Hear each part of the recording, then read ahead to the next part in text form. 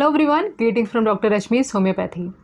Friends, आज की इस वीडियो में हम बात करने वाले हैं गैंग्लियन सिस्ट की। गैंग्लियन सिस्ट क्या होते हैं, इनके होने के कारण क्या होते हैं, इनके सिम्टम्स क्या होते हैं और इसका होम्योपैथी में इलाज कैसे किया जाता है या होम्योपैथी द्वारा हम सर्जरी से कैसे बच सकते हैं। पूरी डिटेल में हम जानेंगे इस टॉपिक के बारे में। तो चलिए आज का टॉपिक स्टार्ट करते हैं। बात करते हैं गैंग्लियन सिस्ट की। तो फ्रेंड्स, सबसे पहले हम समझते हैं कि सिस्ट क्या होते हैं। सिस्ट आपके शरीर में किसी भी भाग में हो सकते हैं। ये आपके शरीर में होने वाली एक झिल्ली जैसा एक स्ट्रक्चर होता है जिसके अंदर कुछ फ्लूइड भरा हुआ होता है। ये सॉफ्ट होते हैं टच करने में। जैसे आप गैंग्लियन सिस्ट की अगर मैं बात करूं तो गैंग्लियन सिस्ट को अगर आप फील करेंगे तो वो दबने वाले होते हैं। जैसे लगता है कि आप किसी एक पानी भरी हुई थैली को दबा रहे हैं। और ये जो गैंग्लियन सिस्ट होते हैं, अगर हम इनके लोकेशन की बात करें तो मोस्टली ये होते हैं टेंडन्स पे। टेंडन्स यानी कि वो स्ट्रक्चर्स, वो फाइब्रस स्ट्रक्चर्स जो आपकी बोन्स को आपके मसल से अटैच करते हैं। तो जो आपकी कलाई होती है, इस पर सबसे ज़्यादा वेयर एंड टेयर आता है। आप जो भी कुछ काम करते हैं तो यहाँ पर मोस्टली जो टेंडन होते हैं जो कि आपकी बोन्स को आपकी मसल से अटैच करते हैं, इस एरिया में बहुत ज़्यादा प्रोमिनेंट लोकेशन होती है गैंग्लियन सिस्ट की। तो गैंग्लियन सिस्ट सबसे ज़्यादा कॉमन होते हैं रिस्ट एरिया में या बैक ऑफ हैंड में, या इस एरिया में भी गैंग्लियन सिस्ट हो सकते हैं, या आपके एंकल में यानी कि आपके तलवों के पास हो सकते हैं, और आपके नी यानी कि घुटने पे भी हो सकते हैं। तो गैंग्लियन सिस्ट के होने के अगर हम कारण की बात करें तो इसका सबसे इम्पॉर्टेंट कारण होता है स्ट्रेस। अगर बहुत ज़्यादा स्ट्रेस आप लेते हैं, कोई काम आपका ऐसा है जिसमें आपका बहुत ज़्यादा कलाइयों का इस्तेमाल होता है, तो उस केस में भी गैंग्लियन सिस्ट होते हैं। जैसे कि जिम्नास्टिक्स जो लोग करते हैं उनके अंदर गैंग्लियन सिस्ट ज़्यादा होते हैं।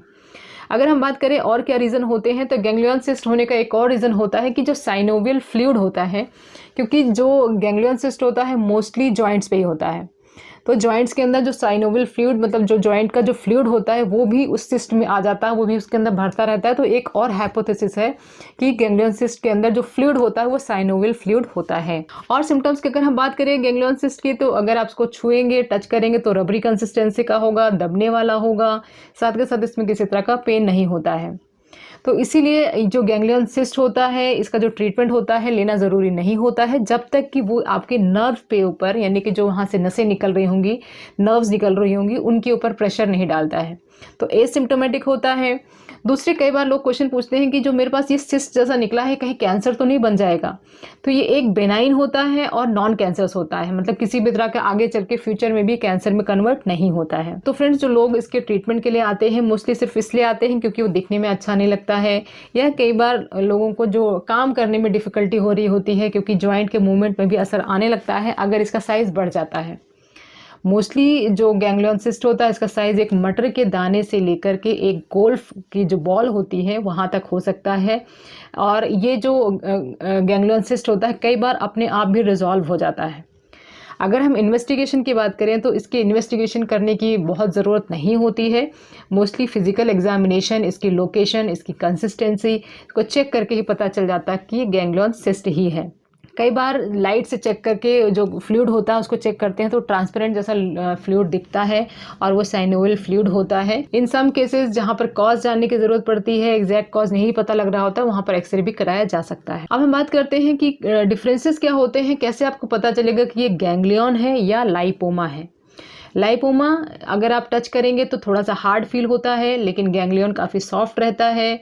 जो लाइपोमा होता है उसके अंदर फैट भरा होता है, इसके अंदर फ्लूइड भरा होता है जो कि साइनोवियल फ्लूइड होता है। जो लाइपोमा होता है मोस्टली फैटी एरियाज़ में होता है, उसको जो एरिया ऑफ डिस्ट्रीब्यूशन है वो अलग होता है। जो गैंग्लियन है उसका जो एरिया ऑफ डिस्ट्रीब्यूशन है वो मोस्टली जॉइंट्स पे होता है। कई बार लोगों को कन्फ्यूजन होती है कि ये जो है गैंग्लियन सिस्ट है या बोन्स पर है, तो उसका भी डिफरेंस जान लेते हैं। जो गैंग्लियन सिस्ट होता है वो टच करेंगे तो दबेगा, जो बोन्स पर होता है वो दबता नहीं, वो काफ़ी हार्ड होता है। इसके अलावा जो बोन्स पर होता है वो मोस्टली पेनफुल ही होता है, और जो गैंग्लियन सिस्ट होता है वो पेनलेस होता है। अब हम बात करते हैं इसके ट्रीटमेंट की। तो फ्रेंड्स, इसका ट्रीटमेंट आपको तभी लेना है जब आपको कोई परेशानी कर रहा हो या किसी ऐसी जगह पे हो जहाँ पे देखने में अच्छा नहीं लगता हो, या आप अपनी कलाई का अच्छे से इस्तेमाल नहीं कर पा रहे होंगे। लेकिन अगर छोटा है, बहुत तेज़ी से बढ़ भी नहीं रहा है, तब इसका इलाज कराना ज़रूरी नहीं है। ऐसा मैं इसलिए कह रही हूँ क्योंकि जो गैंग्लियन सिस्ट होता है, अगर आप किसी और सिस्टम में जाकर के इसका इलाज करवाएंगे तो इसका रिकरेंस रेट बहुत ज़्यादा होता है। एक बार सिस्ट को रिमूव किया जाएगा, अगली बार फिर से सिस्ट आ जाएगा। तो इसको एज सच आप ऐसे ही पड़ा रहने दें। अगर आपको क्लियर पता लग गया है कि हाँ, ये मेरा जो कंडीशन है, this is a ganglion cyst, ना तो ये कैंसर में बदलने वाला है, ना तो कोई बहुत बड़ी मुझे कोई परेशानी करने वाला है। अब हम बात करते हैं इसके होम्योपैथिक ट्रीटमेंट की। तो फ्रेंड्स, होम्योपैथी में बहुत सारे लोग गैंग्लियन सिस्ट के लिए आते हैं और थोड़े समय तक इसका ट्रीटमेंट लेने के बाद ये गैंग्लियन का जो फ्लूइड होता है पूरी तरह से सूख जाता है, और कई बार ये जो पूरी तरह से फ्लैट हो जाता है, बिल्कुल अपनी नॉर्मल जो एनाटमी होती है उसमें फिट हो जाता है। पहले कुछ मेडिसिन के बारे में बात करती हूँ। जैसे कि पहली मेडिसिन जो दी जाती है स्पेसिफिक है गैंग्लियन सिस्ट के लिए, वो है रूटा। रूटा दिया जाएगा अगर वियर एंड टियर के कारण आपको गैंग्लियन सिस्ट होता है। आपको कलाई का इस्तेमाल बहुत ज़्यादा होता है, कोई भी आप ऐसा प्रोफेशन आपके पास है जिसमें आप बहुत ज़्यादा यूज़ करते हो कलाइयों का, वेट लिफ्टिंग का काम आपका है, जिम्नास्टिक्स का काम है, या किसी भी तरह का काम जिसमें कलाइयों का इस्तेमाल ज़्यादा होता है, उसके कारण आपको ये प्रॉब्लम हो रही है, तो उस केस में हम रूटा देते हैं। रूटा एक ऐसी मेडिसिन है जो फर्स्ट मेडिसिन है जो गैंग्लियन सिस्ट के केस में दी जाती है।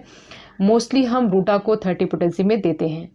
रूटा को हम जब 30 पोटेंसी में एडमिनिस्टर करते हैं तो आपको इस मेडिसिन को लगातार 2 से 3 महीने तक लेनी होती है, तभी इसका कोई रिजल्ट आता है। नेक्स्ट मेडिसिन की बात करते हैं जो कि गैंग्लियन के केसेस में दी जाती है, वो है कैलकेरिया फ्लोर। कैलकेरिया फ्लोर को कब देनी है फ्रेंड्स, कि जब आपके जो गैंग्लियन आपके डेवलप हुए हैं वहाँ पे उसके कारण आपको नर्व कंप्रेशन स्टार्ट हो गया हो। अब नर्व कंप्रेशन मतलब कोई नस दब रही है, ये अगर होना शुरू हो जाता है तो उसमें हम कैलकेरिया फ्लोर देते हैं। ये कैसे पता चलेगा, तो आपकी जो ये कलाई होती है, जो सप्लाई होती है, जिस भी एरिया में आपको गैंग्लियन है उस एरिया में आपको ऐसे लगेगा कि झुनझुनी से चढ़ रही है, फॉर्मिकेशन से हो रही है, या यहाँ पे पूरी तरह से सप्लाई नहीं आ रही है, ऐसा कुछ अजीब सा एक्सट्रीमिटीज़ में आपको कुछ फीलिंग होगा, नर्व कंप्रेशन होगा और नमनेस जैसा फील होगा। ये सिम्टम्स अगर आपको मिलते हैं तो उन केस में आपको कैलकेरिया फ्लोर देनी है। कैलकेरिया फ्लोर को हम लोअर पोटेंसीज में देते हैं, आप 6x या 30 CH में भी दे सकते हैं। नेक्स्ट मेडिसिन की बात करते हैं। नेक्स्ट मेडिसिन है बेंजोइक एसिड। बेंजोइक एसिड भी एक बहुत इंपॉर्टेंट मेडिसिन हो जाती है गैंग्लियन सिस्ट के केस में। मोस्टली हम वैसे तो बेंजोइक एसिड को देते हैं गाउट गठिया के केस में, जब जॉइंट्स में बहुत ज़्यादा पेन आ जाता हो और स्मेल, यूरिन की स्मेल बहुत ज़्यादा ऑफेंसिव रहती हो, बिल्कुल फाउल स्मेल वाली यूरिन होती हो और जैसे लगता है कि हॉर्स की यूरिन जैसे स्मेल इसमें आती है। और लेकिन इसको हम गैंग्लियन सिस्ट के केस में देते हैं जब गैंग्लियन सिस्ट के कारण जो कलाई है, जो एरिया है, वहाँ पर इन्फ्लामेशन स्टार्ट हो गई हो, स्वेल अप हो गया हो ये एरिया, उसके कारण इन्फ्लामेशन स्टार्ट हो चुकी हो, स्वेलिंग हो चुकी हो, तो ऐसे केसेस में हम गैंग्लियन सिस्ट के केस में भी हम बेंजोइक एसिड दे सकते हैं। बेंजोइक एसिड को भी हमको 30 पोटेंसी में ही देना होता है। नेक्स्ट मेडिसिन की बात करते हैं। नेक्स्ट मेडिसिन है सिलिशिया। सिलिशिया को हमको तब देना है जब आपके हाथों में बिल्कुल वीकनेस आ गई हो, जो ये जिस भी हाथ में, जिस भी पैर में, जिस भी पार्ट में आपको गैंग्लियन सिस्ट है उसमें वीकनेस लगती हो, काम नहीं करता हो, जॉइंट के मूवमेंट्स बहुत ज़्यादा अफेक्टेड हो गए हों और आपकी डेली एक्टिविटीज़ अफेक्टेड होने लग गई हों, इसीलिए क्योंकि आपका जो एरिया है वो अफेक्टेड हो गया है, वहाँ पे से आपसे एक तरह से वीकनेस और पैरालिसिस जैसा आपको फीलिंग आने लग गया है, तब उन केस में हम सिलिशिया देते हैं। नेक्स्ट मेडिसिन की बात करते हैं। नेक्स्ट मेडिसिन है सिम्फाइटम। तो फ्रेंड्स, सिम्फाइटम हमको देना है जब आपको ऐसा डाउट हो कि यहाँ पर कोई चोट लग गई हो या कोई हिस्ट्री रही हो इंजरी की और उसके कारण चाहे हेयर लाइन फ्रैक्चर हुआ हो, चाहे छोटा मोटा कोई भी फ्रैक्चर होने के बाद से वहाँ पे सिस्ट बन गया हो, चाहे आप ऐसे इसके बल पे गिर गए हो या कोई कलाई पे चोट लग गई हो, कुछ भी ऐसा हिस्ट्री जिसके कारण लगता है कि हाँ इसके बाद से ये प्रॉब्लम शुरू हो गई है, सिस्ट बन गया है, तो उन केस में हम सिम्फाइटम भी देते हैं। सिम्फाइटम बोन के अगर फ्रैक्चर के कारण वहाँ पर साइनोवियल फ्लूइड इकट्ठा हो गया होगा सिस्ट में, तो उसको भी सुखा देती है और सिस्ट बिल्कुल फ्लैट हो जाते हैं। तो ये जो मैंने मेडिसिन बताई हैं उनमें से कुछ ही मेडिसिन है जो मोस्टली दी जाती है गैंग्लियन सिस्ट में। वैसे तो बहुत सारी लंबी लिस्ट है गैंग्लियन सिस्ट के केसेस में जो मेडिसिन दी जाती हैं। ये सारी मेडिसिन डिपेंड करती हैं कि आपको कैसे सिम्टम्स आते हैं, क्या तकलीफ होती है, किस कारण से आपको गैंग्लियन सिस्ट हुआ है। तो फ्रेंड्स, होम्योपैथी में गैंग्लियन सिस्ट को रिमूव करने के लिए या गैंग्लियन सिस्ट को पूरी तरह से ख़त्म करने के लिए होम्योपैथिक मेडिसिन हैं, जिसको आप बिना किसी सर्जरी के, बिना किसी चीरफाड़ के भी ले सकते हैं, क्योंकि अगर आप सर्जरी कराएंगे तो फिर से गैंग्लियन सिस्ट होने के चांसेस बढ़ते हैं। बार बार अगर आपको गैंग्लियन सिस्ट होते हैं तो उसके लिए आपको कॉन्स्टिट्यूशनल मेडिसिन ही लेना पड़ेगा। तो फ्रेंड्स, ये सारी इन्फॉर्मेशन थी गैंग्लियन सिस्ट के बारे में।